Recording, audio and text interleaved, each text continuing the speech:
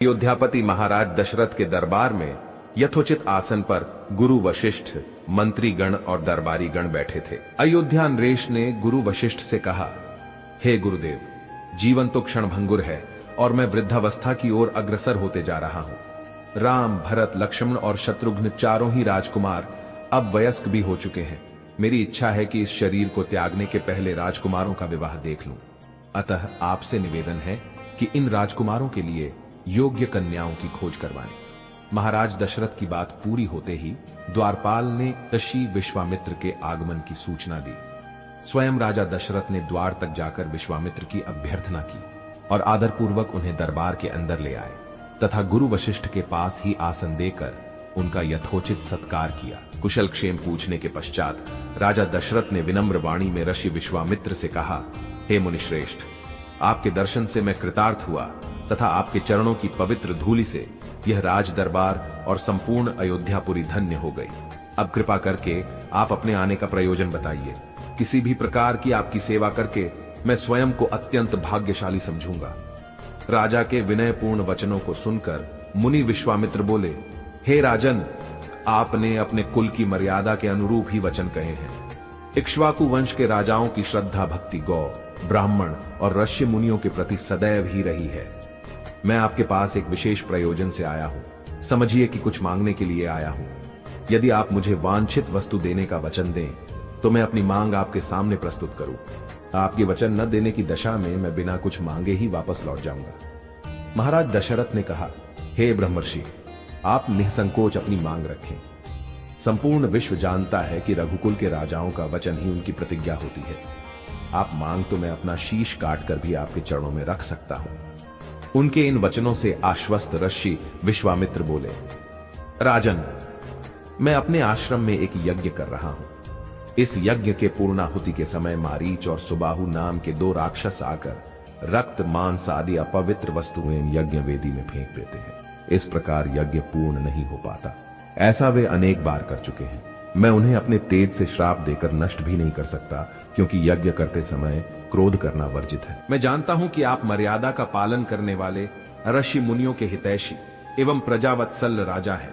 मैं आपसे आपके ज्येष्ठ पुत्र राम को मांगने के लिए आया हूं, ताकि वह मेरे साथ जाकर राक्षसों से मेरे यज्ञ की रक्षा कर सके और मेरा यज्ञानुष्ठान निर्विघ्न पूरा हो सके।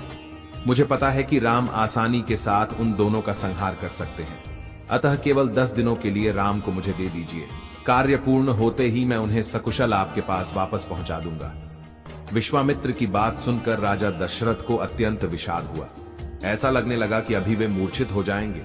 फिर स्वयं को संभाल कर उन्होंने कहा, मुनिवर, राम अभी बालक है। राक्षसों का सामना करना उसके लिए संभव नहीं होगा।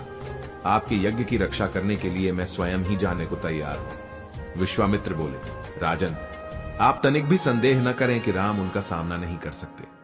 मैंने अपने योग बल से उनकी शक्तियों का अनुमान लगा लिया है। आप निःशंक होकर राम को मेरे साथ भेज दीजिए। इस पर राजा दशरथ ने उत्तर दिया, हे मुनिश्रेष्ठ, राम ने अभी तक किसी राक्षस के माया प्रपंचों को नहीं देखा है और उसे इस प्रकार के युद्ध का अनुभव भी नहीं है। जब से उसने जन्म लिया है, मैंने उसे अपनी आंखों के सामने से कभी ओझल भी होने नहीं दिया है। उसके वियोग से मेरे प्राण निकल जावेंगे। आपसे विनय है कि कृपा करके मुझे ससैन्य चलने की आज्ञा दें। पुत्र मोह से ग्रसित होकर राजा दशरथ को अपनी प्रतिज्ञा से विचलित होते देख ऋषि विश्वामित्र आवेश में आ गए।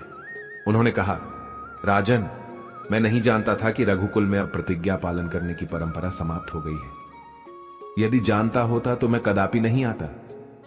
लो, मैं अब चला जाता हूं। बात समाप्त होते होते उनका मुख क्रोध से लाल हो गया। विश्वामित्र को इस प्रकार क्रुद्ध होते देखकर दरबारी एवं मंत्रीगण भयभीत हो गए और किसी प्रकार के अनिष्ट की कल्पना से वे कांप उठे। गुरु वशिष्ठ ने राजा को समझाया, हे राजन, पुत्र के मोह में ग्रसित होकर रघुकुल की मर्यादा, प्रतिज्ञा पालन और सत्य निष्ठा को कलंकित मत कीजिए। मैं आपको परामर्श देता हूं कि आप राम के बालक होने की बात को भूलकर एवं निःशंक होकर राम को मुनिराज के साथ भेज दीजिए। महामुनि अत्यंत विद्वान, नीति निपुण और अस्त्र शस्त्र के झाता है। मुनिवर के साथ जाने से राम का किसी प्रकार से भी अहित नहीं हो सकता। उल्टे वे इनके साथ रहकर शस्त्र और शास्त्र विद्याओं में अत्यधिक निपुण हो जाएंगे तथा उनका कल्याण ही होगा। गुरु वशिष्ठ के वचनों से आश्वस्त होकर राजा दशरथ ने राम को बुला भेजा। राम के साथ साथ लक्ष्मण भी वहां चले आए। राजा दशरथ ने राम को ऋषि विश्वामित्र के साथ जाने की आज्ञा दी। पिता की आज्ञा शिरोधार्य करके राम के मुनिवर के साथ जाने के लिए तैयार हो जाने पर लक्ष्मण ने भी ऋषि विश्वामित्र से साथ चलने के लिए प्रार्थना की और अपने पिता से भी राम के साथ जाने के लिए अनुमति मांगी। अनुमति मिल जाने पर राम और लक्ष्मण सभी गुरुजनों से आशीर्वाद लेकर ऋषि विश्वामित्र के साथ चल पड़ी ढे। समस्त अयोध्या वासियों ने देख कि मंद धीर गति से जाते हुए मुनिश्रेष्ठ विश्वामित्र के पीछे पीछे कंधों पर धनुष और तरकस में बाण रखे दोनों भाई राम और लक्ष्मण ऐसे लग रहे थे मानो ब्रह्मा जी के पीछे दोनों अश्विनी कुमार चले जा रहे हों। अद्भुत कांति से युक्त दोनों भाई गोह की त्वचा से बने दस्ताने पहने हुए थे। हाथों में धनुष और कटी में तीक्ष्ण धार वाली कृपाणें शोभायमान हो रही थीं। ऐसा प्रतीत होता था मानो स्वयं शौर्य ही शरीर धारण करके चले जा रहे हों। लता विटपों के मध्य से होते हुए 6 कोस लंबा मार्ग पार करके वे पवित्र सरयू नदी के तट पर पहुंचे। मुनि विश्वामित्र ने स्नेह युक्त मधुर वाणी में कहा, हे वत्स, अब तुम लोग सरयू के पवित्र जल से आचमन स्नान आदि करके अपनी थकान दूर कर लो, फिर मैं तुम्हें प्रशिक्षण दूंगा। सर्वप्रथम मैं तुम्हें बला और अतिबला नामक विद्याएं सिखाऊंगा। इन विद्याओं के विषय में राम के द्वारा जिज्ञासा प्रकट करने पर ऋषि विश्वामित्र ने बताया, ये दोनों ही विद्याएं असाधारण हैं। इन विद्याओं में पारंगत व्यक्तियों की गिनती संसार के श्रेष्ठ पुरुषों में होती है। विद्वानों ने इन्हें समस्त विद्याओं की जननी बताया है। इन विद्याओं को प्राप्त करके तुम भूख और प्यास पर विजय पा जाओगे। इन तेजोमय विद्याओं की सृष्टि स्वयं ब्रह्मा जी ने की है। इन विद्याओं को पाने का अधिकारी समझकर मैं तुम्हें इन्हें प्रदान कर रहा हूं। राम और लक्ष्मण के स्नानादि से निवृत्त होने के पश्चात विश्वामित्र जी ने उन्हें इन विद्याओं की दीक्षा दी। इन विद्याओं के प्राप्त हो जाने पर उनके मुख मंडल पर अद्भुत कांति आ गई। तीनों ने सरयू तट पर ही विश्राम किया। गुरु की सेवा करने के पश्चात दोनों भाई तृण शैयाओं पर सो गए।